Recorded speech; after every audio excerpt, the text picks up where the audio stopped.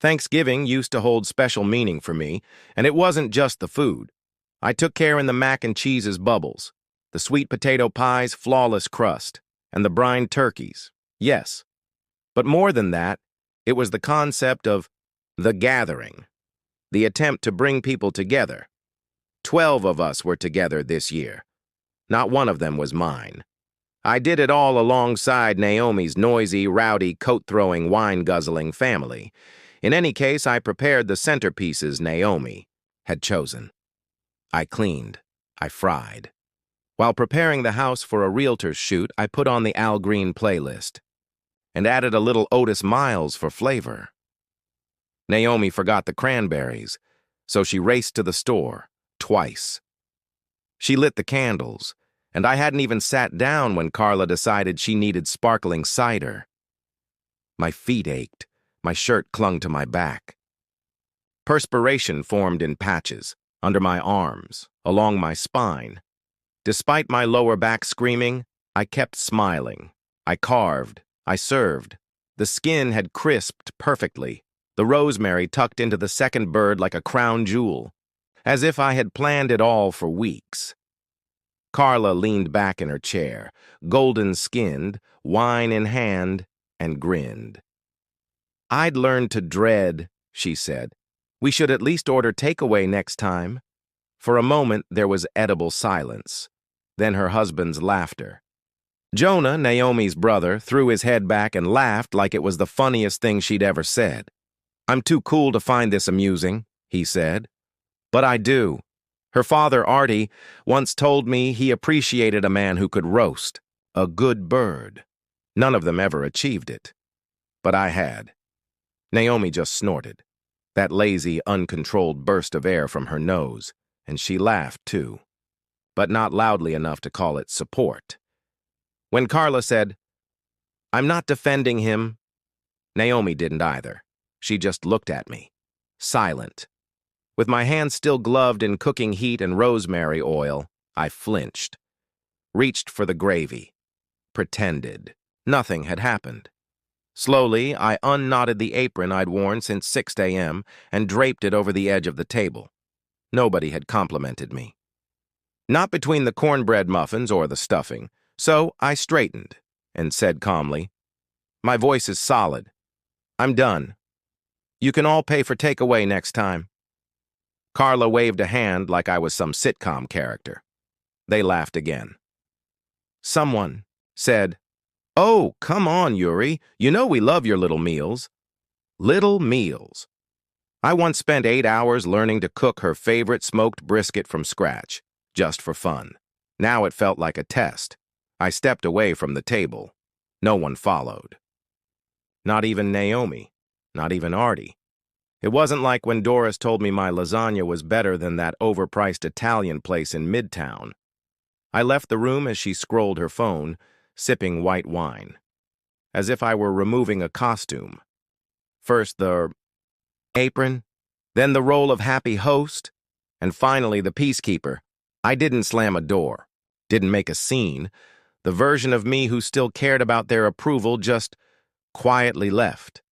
And I realized something I hadn't wanted to admit. They didn't care.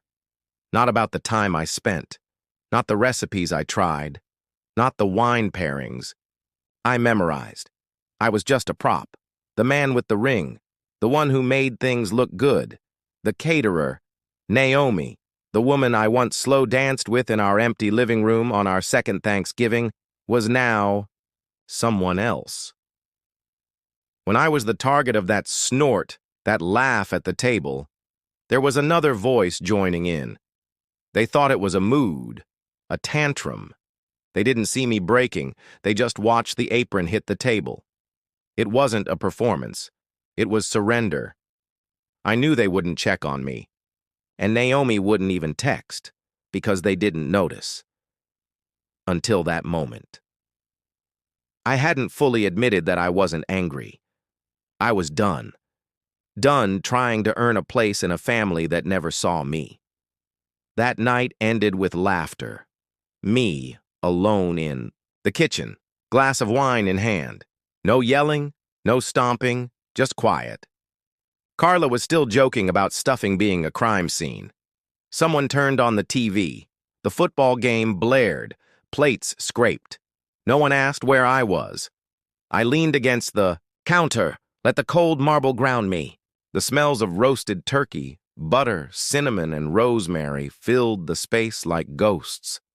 I stared at my apron, folded neatly, the symbol of everything I'd done to make the day matter. Now it looked like a costume I had outgrown.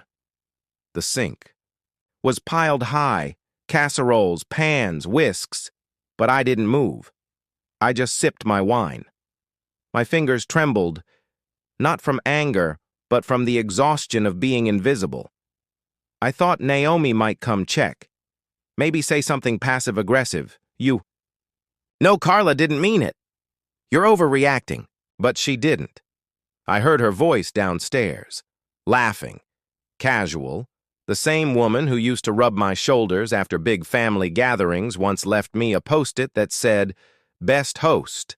Now she just snorted. When I finished the wine, I rinsed the glass. Didn't pour another. I looked around at the wreckage of my kitchen, my space, the one thing I could control, and it was gone. The silence got louder. Nobody came. Artie maybe walked in, grabbed a beer, and left without a word. Didn't wipe a pot, didn't even grunt. That night, Naomi stayed downstairs. I lay in bed, fully clothed. Didn't even remove my shoes.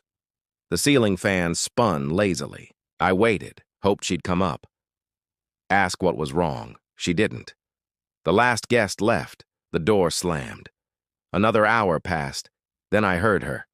Cautious steps on the stairs.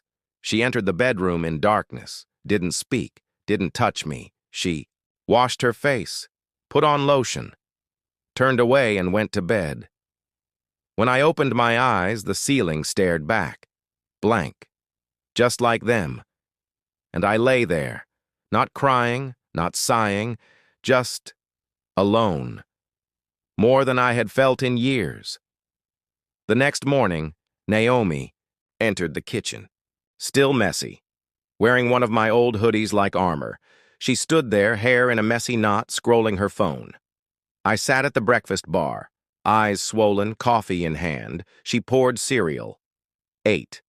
I watched her for 5 whole seconds, then said, quietly but clearly, "No, I'm not touching a single dish." She looked up, eyebrows raised like I'd spoken a foreign language. "Okay?" I didn't explain. I stood, moved the stool back, grabbed my keys, and walked out. Cold air hit my face. I sat in the car, hands on nothing, just staring. The house we were building felt more like a